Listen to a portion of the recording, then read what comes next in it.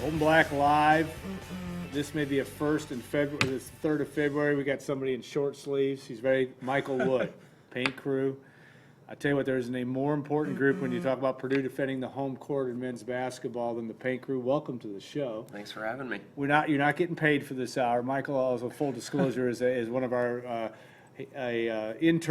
student interns at Golden Black, and we were discussing our Mount Rushmore of interns over the last 15 years, and you're definitely in for consideration. I appreciate it. You've done a great job with us, and love the fact that you love basketball and know what you're talking about. Love Purdue sports as well, and you had some fun in the house, so to speak. Wednesday night, Purdue. A little bit of a slow start. You guys had to jump start them a little bit, but they really came on in the first half. One of the better first halves, really, against a ranked team.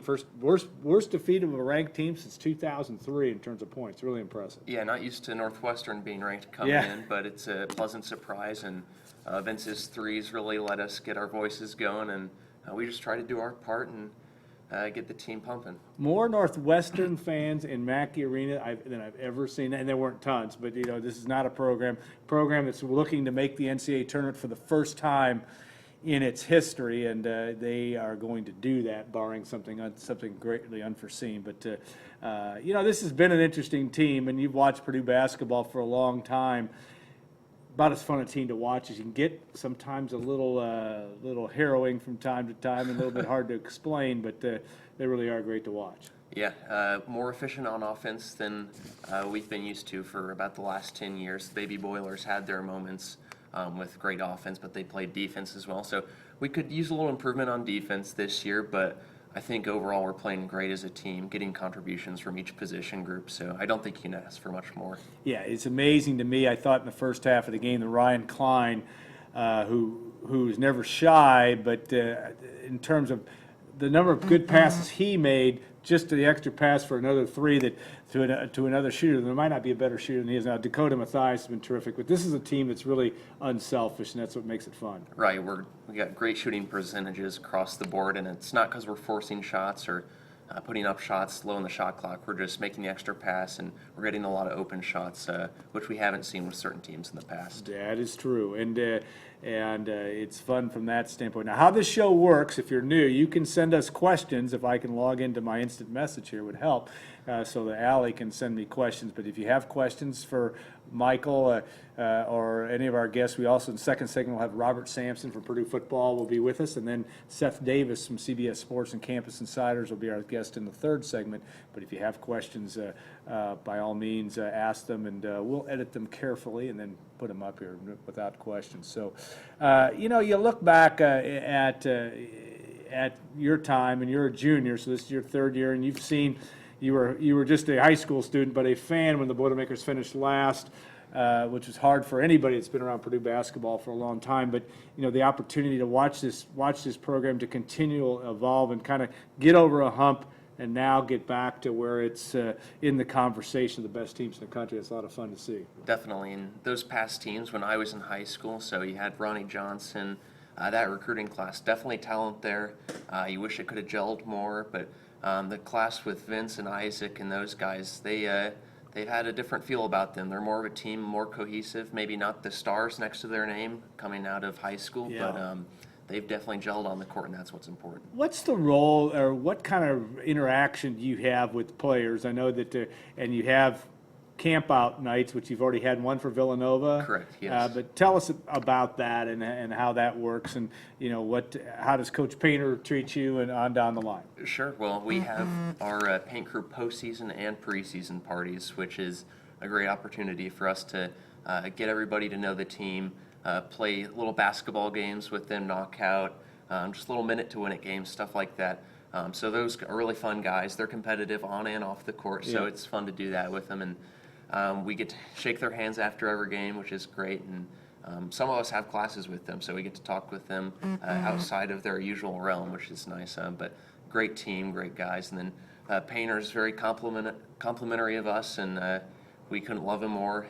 He's been really nice to the paint crew and help us have the idea to switch to a two-sided student section instead of one. which improvement, I we think, has yeah. improved the noise Yeah. and the atmosphere a lot. Yeah, it has, in my view, because you kind of engulf the environment. And we talked to Robert, said getting his first year of watching our second segment guest, Robert coming back from being at Western Kentucky and moving here, his first experience with this, and it is a neat experience in terms of Big Ten basketball, and we'll ask Robert Sampson about that also in addition to football in segment 2. Now, other things too about a little bit of house cleaning too. Our sponsors of the show, Triple X on the Hill, but on the level of Purdue tradition since 1929. John Basham and the good folks at Basham Rental. He gets a double-sided view of the paint crew from his gold seats in Mackey Arena. Big supporter of Purdue athletics and Gold and Black, and we appreciate him very much. We're already taking reservations for that 2017-18 school year, which will be. It'll be Michael's swan song. That's correct. You're Yeah, gonna graduate. it is. Good. I know your parents are going to be happy to hear that when they watch the replay of this. Hilton Garden Inn, Christy Kuntz. When tomorrow's a big day, State HDI tonight. State Farm agent Trent Johnson, and TrentIsMyAgent.com, are sponsors of the show. You look around the Big Ten, and everybody. Does everybody in the league have a named student section? I think they do. Yeah, we're at the point now with social media too, where we can keep up with what everybody's doing night to night, which is great because we can give other people ideas, they can give us ideas, and we can correspond. We actually have some paint crew road trips every year, 1 or 2 per year, and so we like to meet up with the opposing student section leaders and just get to know them for a few minutes before games, but it's really fun. We're great people around the Big Ten. And your trip this year is going to be on March the 4th to Northwestern. What's the name of their group? I'm going to stop you. I I can't. The Purple Rain. Sounds right. Yeah. It might be right. We traveled to Louisville. Yeah. Oh, that's right. I forgot. You guys Earlier in the fall, which is unique because usually we're either home or on a Cancun trip, for example. So it was neat to go first semester to an away game. But we like the Big Ten student sections, and always great atmospheres when you get down to crunch time and conference play. And Northwestern will definitely be that type of game this year. Oh, absolutely. And again, we saw in the second half of that game, I think the challenge that will be ahead for Purdue, because Northwestern played Purdue pretty much toe-to-toe in the second half. And I don't know that Scotty Lindsey's going to be back, but this is a team that doesn't look like your father's or grandfather's Northwestern, that's for sure. They're very, very talented and well coached. Some of your favorite paint crew or student sections, ones that catch your attention when you're watching games on TV and on down the line? You gotta love the Cameron Crazies at Duke, partially due to placement. Yeah. They are right down on top of you, as we like to be kind of at the basket end, but gotta love them. And then I have to give respect to IU. They pack a ton of students in there, and they make that place loud. Izzone is also a great one. Yeah, no question. Obviously, that comes with the success that Izzo has had there for the last 15 years, but similar to the Duke fans, they're right on top of you. They engulf the entire circle of the court, and it's a great atmosphere there. Yeah, it is at that, and we're showing some pictures here of the paint crew in there after a Ryan Klein 3. In fact, 2 Gold and Black interns, not Michael, but my son Reed on the far left and Jordan Corey. Jordan he never gets cheated with his comments to the referees, etc. From that standpoint. Have you had to have, Gene Steratore is one of the ones that's most famous for talking to sections of fans. Do you ever get refs come over and say anything to you guys? Yeah, Teddy, TV Teddy is one of those that gets heckled by the fans a lot, but he's actually a really great guy. Yeah, and a good official too. Several games that he's reffed at Purdue, we've talked to him, sometimes yelling at him, but he's come over, explained calls sometimes, or just checking in how we're doing. So he's a great guy to talk to, and you can tell he loves the game as much as we do. Yeah, he is really been. I don't know that he's been to. Has he done a game this year in Mackey? Not yet. I don't think I've seen him. We're waiting. That's for sure. And I think that part is part of the fun from that standpoint. It really is interesting how the whole crowd kind of feeds off. Not surprising, but that atmosphere, and it's amazing because everybody that's been going to games in Mackey Arena since its inception or for a long period of time knows of that that spark that the student section has made for years. one of your jobs at Golden Black has been, among many, had you do a little research yesterday, and it's caused a fair amount of conversation on our message boards. Not really intended to be anything more than that, but you did some research on the number of not just Purdue, but number of departures among basketball programs, the top basketball programs in the Big Ten, and of course Purdue has had, I think we figured, since Matt Painter's been here, 19 different defections, and not shocking because necessarily because this is a part of college basketball, but Indiana was high up there as well. Yeah, obviously some of that Indiana list came from the fallout after Kelvin Sampson. Yeah. Naturally, as you'd have a scandal plus a new coach. But then you had that class of 2012 that for both Purdue and IU kind of fell out a little bit. That was our Ronnie Johnson class, and for them that was guys like Ron Patterson, Hanner Perea that were kind of leading the resurgence, but ended up transferring due to different varying issues. So it's been interesting. And then Wisconsin, on the other hand. Yeah, interesting. Only 7 guys have left the program in the last 12 years for one reason or another, and only 3 or 4 transfers. That really you think about stability in the Big Ten, and you think about Wisconsin right off the bat, but even for a team like Wisconsin, only 7 is quite remarkable, just based on the number of kids you would think might get homesick, or just different varying issues. But yeah, they've held it together well, and that's led to a lot of their success. Yeah, for subscribers on Knucklehead Central, we have that entire list. And it's been interesting to listen to the conversation because it does. There's obviously Purdue with the departure of Basil Smotherman. You have that the last of that class, and there's been talk about that. But sometimes, and I don't mean to be flippant about this because I like Basil Smotherman and a great kid with a great personality, and his videos will still be Cooking with Basil are all timers in Mackey Arena.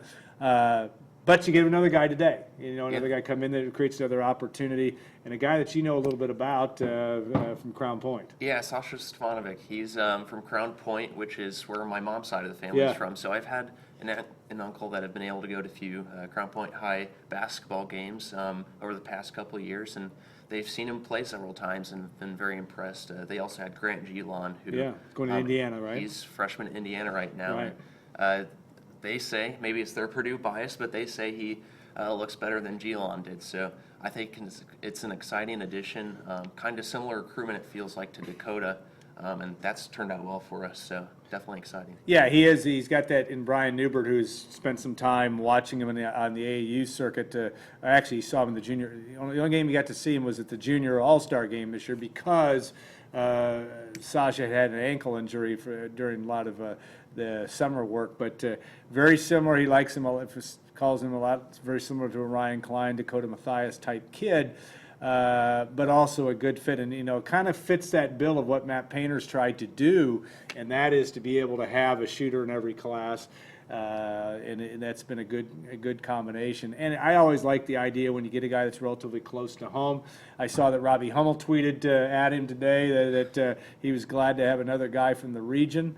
That's always good for Purdue basketball too. And Robbie, obviously from Porter County, it's still is he in Porter County? We're in Valparaiso, but not Lake County. But they're next to each other and pretty close, and they all call it the region up there.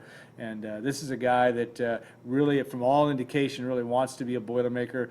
Was hoping to get the opportunity. There was some talk even at one time in Brian Newbert. We did a podcast this morning that will be on the site after 3 o'clock today, but Brian talked about Sasha and his whole situation of how much he wanted to be, and there was even talk of him going to prep school in between, or had a scholarship not come open, because one thing that's interesting about Matt Painter's career, they've obviously got the 4th player in the class of 17, but they still want to get another big guy, and that was a big part of it too. Is would there be room for another 6'5" guy? It all worked out. Yeah, and I think getting somebody from the region, as they call it, is really important to just your recruiting momentum. That and Fort Wayne, kind of in the 2 corners of Indiana, you can't hit those areas hard enough. It's great to build pipelines there and maintain those because they're just so talent rich. You have Chicago, of course, but within state borders, those are about as important as they get in addition to Indianapolis. Yeah, I don't think there's any question about that. And even as regular students make choices to go to Purdue, and it is a good place to go. You've got a lot of, but it's not an easy place to go. And I think that the students, the student athletes find that as well, that it is you're expected to go to class, you're expected to do well, and not that it's not that way other places, but Purdue, it seems to be a premium on that. But that's something I think, even as as a graduate and someone that will be a graduate before long, we take a lot of value in that. You look back now, tomorrow Purdue will have a big challenge at Maryland. The Boilermakers haven't had a game last year at Maryland, a very different situation, very different Maryland team, but a game that Purdue kind of in some ways had a great chance to win before the Terrapins ran out to an 11-point win at the end. But this is a team, a game that would be really good for Matt Painter and company to get in the W column. Definitely, and Maryland's one of those teams. They're known this season for their close wins, led by Melo Trimble, obviously, and they don't really wow you in any sort of way, but they just win those close games with steady, calm play, and so it'll be important for us to keep our composure. If shots aren't falling, to just keep hammering the inside, play the inside-out game.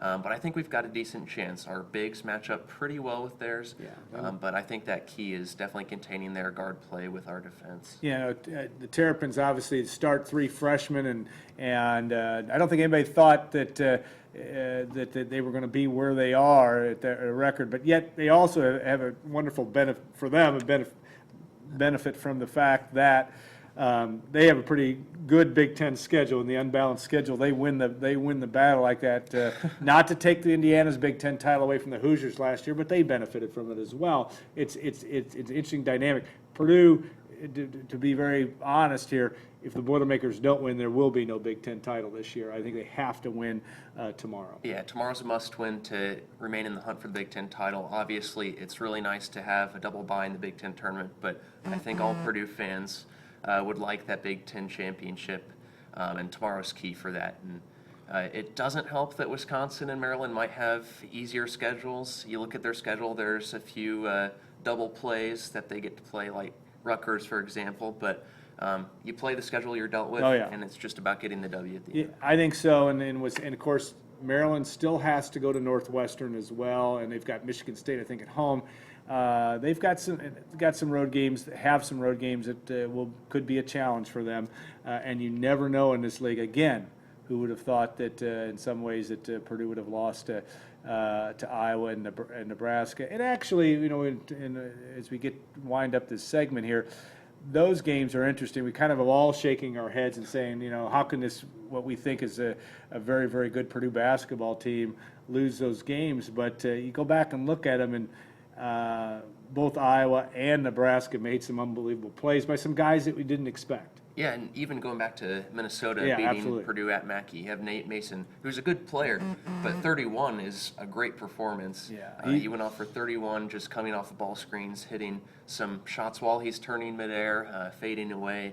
Same with Peter Jock, who is a great scorer, but some of those shots you just go down the other end of the court and accept it because you played good defense and you just can't help it sometimes. Yeah, I spent a fair amount of time watching the second half of the Nebraska game just to kind of look at it again, 2 or 3 days later, and it's still kind of hard to figure out because you hit so many clutch shots, Dakota Mathias, especially down the stretch, and you did some things that really allowed you to win, but they made some great plays too, and I think that's sometimes we often forget, and in a difficult environment. Nebraska's got a great home court environment for a program right now, or a team right now that's huddled around 500. And credit guys like Jack McVeigh on the other team. Yeah, absolutely. He didn't have many plays in the second half, but he kept them in that game the first half and even gave them a lead for a good part of that first half. Just hitting a bunch of threes, some of them open, some of them contested, but he might not wow you with the stats in every other game in the season, but that's just what happens in Big Ten play. Some guys are on the periphery, and then they step up in big games. All right, well, last question, and we don't look forward past tomorrow because it's such a big game against Maryland. In Purdue, Indiana, that was always a special event for students. Have you been in Assembly Hall? I have. Back when I was like 5, I was there for a Purdue IU game. Did Purdue win? I don't think so. Okay. And then I was at one this winter break also. They played Austin Peay, so it's a little easier than Purdue, but It's a good atmosphere. I think I'm 0-13, and I'm not kidding, in Assembly Hall, and somebody asked me, not that I have anything to do with it, because I don't, but they said, hey, do you want to go down to the game next week? I said, no, we'll let Brian Newbert, who does a great job for our staff, will cover it, and I'll watch it on TV just like everybody else. I know I have nothing to do with it, but the outcome. But it's going to be that also will be an emotional battle. No matter where Indiana is physically, that game will bring out the best in IU, I'm sure, and we'll see where Purdue's state of mind is after the Maryland game. Hey, enjoy. I told you to go fast, 20 minutes. Yeah. It doesn't take long to Made it top. We can happen. sit there and top. That's what people think about. Those of us that work in sports, and Robert can attest this too, is that all they think we do is just sit around and talk sports all day. We don't do anything. There's some truth to that sometimes, but not always. So we will. I ask you to stay tuned, and if you miss part of this segment, it'll be on Golden Black or on WLFI.com from now till the end of time. But we'll take a 2-minute break. Bring in Robert Sampson from Purdue football, getting to know kind of the folks and the players around. The movers and shakers in the new Jeff Brom regime at Purdue. We'll look forward to our conversation with Robert in 2 minutes on Golden Black Live.